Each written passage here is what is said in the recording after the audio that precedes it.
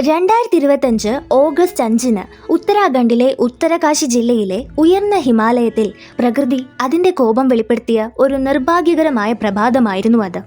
ഗർഗംഗ നദിയുടെ മുകൾ ഭാഗത്ത് ഈർപ്പം നിറഞ്ഞ മേഘങ്ങൾ പൊട്ടിത്തെറിച്ച് ഒരു വിനാശകരമായ മേഘവിസ്ഫോടനം നടന്നു.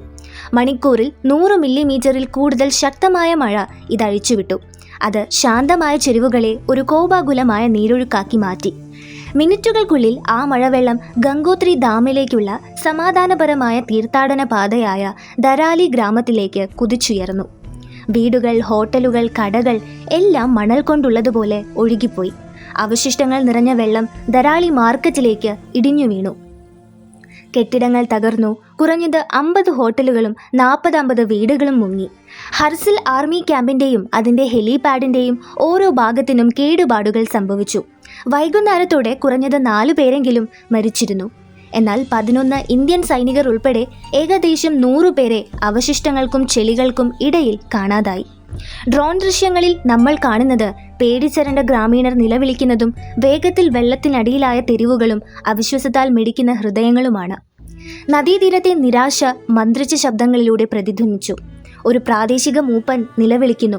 അവശിഷ്ടങ്ങൾക്കിടയിൽ 10 മുതൽ 12 വരെ ആത്മാക്കൾ കുഴിച്ചിടപ്പെട്ടു. മറ്റുള്ളവർ പറയുന്നു 25 ഹോം സ്റ്റേകൾ ഒഴുകിപ്പോയെന്ന്.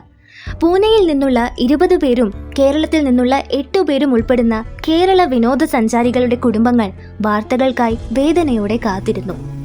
പ്രതികരണമായി ഉത്തരാഖണ്ഡ് സർക്കാർ യുദ്ധകാലാടിസ്ഥാനത്തിലുള്ള രക്ഷാപ്രവർത്തനം പ്രഖ്യാപിച്ചു. മുഖ്യമന്ത്രി പുഷ്കർ സിംഗ് ധാമി ആന്ധ്രാപ്രദേശിൽ നിന്ന് നേരത്തെ തിരിച്ചെത്തി മേൽനോട്ടം വഹിച്ചു. പ്രധാനമന്ത്രി നരേന്ദ്രമോദിയുമായി അദ്ദേഹം ഏകോപിപ്പിച്ചു. അദ്ദേഹം കേന്ദ്രത്തിൽ നിന്ന് പൂർണ്ണ പിന്തുണ ഉറപ്പു നൽകി. കാലാവസ്ഥ വഷളായതോടെ രക്ഷാപ്രവർത്തകർ 150 ആർമി ഉദ്യോഗസ്ഥരെയും ITBP, SDRF, NDRF എന്നിവരെയും ഹെലികോപ്റ്ററുകൾ, ഡ്രോണുകൾ, ട്രാക്കർ നായകൾ എന്നിവയെയും വിന്യസിച്ചു. കനത്ത മഴയും മണ്ണിടിച്ചിലും റോഡുകളെ തടസ്സപ്പെടുത്തിയിട്ടും സാറ്റലൈറ്റ് ഫോണുകൾ വഴി വിദൂര കണക്ടിവിറ്റി പുനഃസ്ഥാപിച്ചു. രാത്രിയായപ്പോഴേക്കും 130 പേരെ സുരക്ഷിത സ്ഥാനങ്ങളിലേക്ക് മാറ്റി. ചില മുൻ റിപ്പോർട്ടുകൾ പ്രകാരം രക്ഷാപ്രവർത്തനം 70ആയി. ദുരിതാശ്വാസ ദൗത്യത്തിൽ ചേരാൻ 3 ഹെലികോപ്റ്ററുകൾ കൂടി വ്യോമമാർഗം എത്തിച്ചു. ഈ ദുരന്തം ഒറ്റപ്പെട്ടതല്ല. വളർന്നു വരുന്ന പ്രതിസന്ധിയെയാണ് ഇത് പ്രതിഫലിപ്പിക്കുന്നത്. കാലാവസ്ഥാ വ്യതിയാനം, ഉരുകുന്ന ഹിമാനികൾ, കുന്നിൻ ചെരുവുകളിലെ ആസൂത്രിതമല്ലാത്ത വികസനം എന്നിവ ഇത്തരം ദുരന്തങ്ങളെ കൂടുതൽ ഗുരുതരമാക്കുന്നുവെന്ന് വിദഗ്ധർ മുന്നറിയിപ്പ് നൽകുന്നു. 6000-ലധികം പേരുടെ മരണത്തിനിടയാക്കിയ 2013-ലെ കേദാർനാഥ് വെള്ളപ്പൊക്കം ഓർമ്മകളിലും ഭയത്തിലും വീണ്ടും ഉയർന്നു വന്നിരിക്കുന്നു. ഇപ്പോൾ നദികൾ അപകടനിരക്കിന് മുകളിലായതിനാൽ യെല്ലോ, റെഡ് അലേർട്ടുകൾ നിലവിലുണ്ട്. കുട്ടികളുടെ ജില്ലകളിലെ സ്കൂളുകൾ അടച്ചിരിക്കുന്നു. മലയോര റോഡുകൾക്ക് ഭീഷണിയായ മണ്ണിടിച്ചിൽ. സ്ഥിതിഗതികൾ അടിയന്തരമായി തുടരുന്നു. ഡെറാഡൂണിലും ഹരിദ്വാറിലും പോലും താമസക്കാർ കൂടുതൽ മഴയെ നേരിടാൻ തയ്യാറെടുക്കുന്നു. രക്ഷാപ്രവർത്തനങ്ങൾ പുരോഗമിക്കുമ്പോൾ കാണാതായവരെ തിരയുന്നതിനും അതിജീവിച്ചവരെ പുനരധിവാസിപ്പിക്കുന്നതിനുമാണ് മുൻഗണന നൽകുന്നത്. ദുരന്ത തയ്യാറെടുപ്പ് വീണ്ടും വിലയിരുത്തേണ്ടത് അധികാരികളാണ്.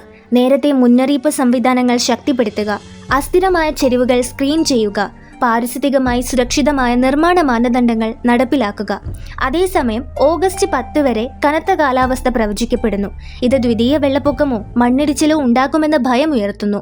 ഒരു കോപാഗ്നിയിൽ ദരാളി അപ്രത്യക്ഷനായപ്പോൾ, ജീവിതങ്ങൾ എത്തിപ്പെടുക്കാനാവാത്ത വിധം വഴുതിപ്പോയപ്പോൾ നമ്മൾ ഓർക്കേണ്ടത് വെറും സംഖ്യകളോ തലക്കെട്ടുകളോ അല്ല, മറിച്ച് മണ്ണിനടിയിൽ കുഴിച്ചിട്ട മനുഷ്യ ആത്മാക്കളെയാണ്, വെള്ളത്തിൽ ഒലിച്ചുപോയ ഓർമ്മകളെയാണ്. നമ്മുടെ പുണ്യപർവ്വതങ്ങൾക്ക് ഇനി നമ്മെ സംരക്ഷിക്കാൻ കഴിയുന്നില്ലെങ്കിൽ എങ്ങനെയുള്ള ലോകമാണ് നമ്മൾ കെട്ടിപ്പടുക്കേണ്ടത്?